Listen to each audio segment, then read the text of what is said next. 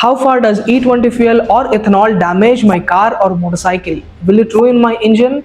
How can I protect it? Which petrol pump should I prefer? And the list goes on.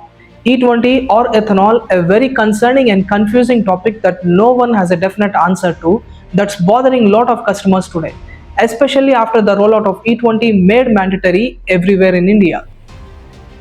I'm currently working on a motorcycle customization project where I get to see the interiors of the petrol tank and the fuel system in real time and keenly observe the side effects of ethanol on it. Curious to know? You might want to stick around where I'll give you the verdict with proof by showing you the parts. Welcome to Room Brothers, a place where I and you get to learn about automobiles and work on our own machines.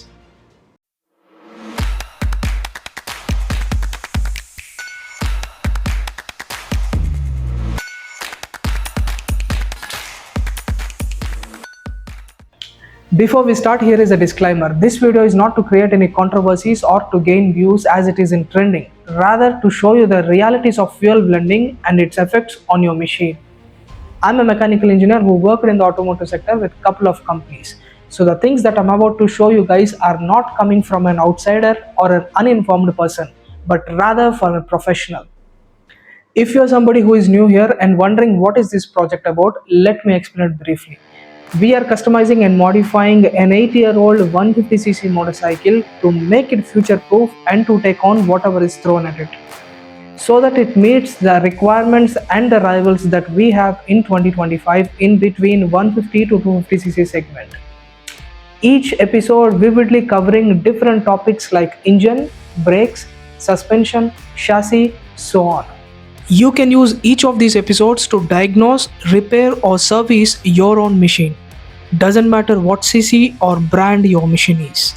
Right from a commuter all the way up to a super sport or super adventure motorcycles. And that's what this project is about. If you are into automobiles or already into it, cars or motorcycles, then there is stuff that you gotta learn, especially how things are going on in India right now in the automotive sector. So all the links to the videos up here and in my playlist. Check it out, subscribe, follow and engage with the content. Now coming to the topic of how far can ethanol damage your machine. To understand this, I have kept the fuel tank and the carburetor of this machine aside for 6 months while I was working on other things. A perfect scenario to check and inspect the ethanol effects. So let me show it to you guys. Now this is the inside of the fuel tank. It's very difficult to show through this narrow path, but just kindly observe the welding joints, surface area and the top and bottom section as I'm showing right here. Now there are dedicated episodes listed on the channel to every part that is being opened and serviced here. So I highly recommend to check it out. Here is the fuel filter inside the petrol tank being inspected thoroughly. Purge valve and the rubber hoses being inspected. The fuel gauge and its components being inspected for the traces of damage. As I said earlier, this is a carburetor model, but you would do the same inspection and go through the same process even if you have a fuel injection system. It's just that the things get little complicated because of the involvement of sensors and electronics. Inspecting the plunger needle and all its components. Inspecting the rubber diaphragm and the plunger itself. Inspecting the fuel drain screw and its components.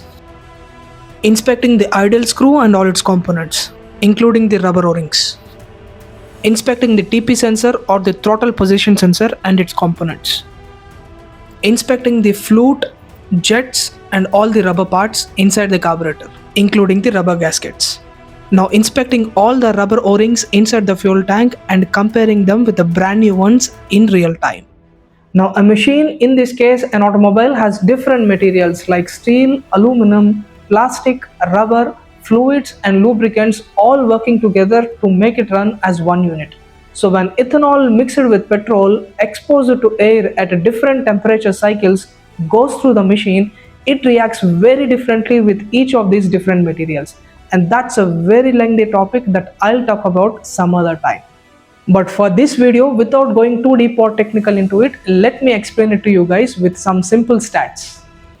Officially, E5 or 5% of ethanol mix was introduced in India in 2003, and in 2022 E10 was introduced and transitioned to E20 in 2025 this year.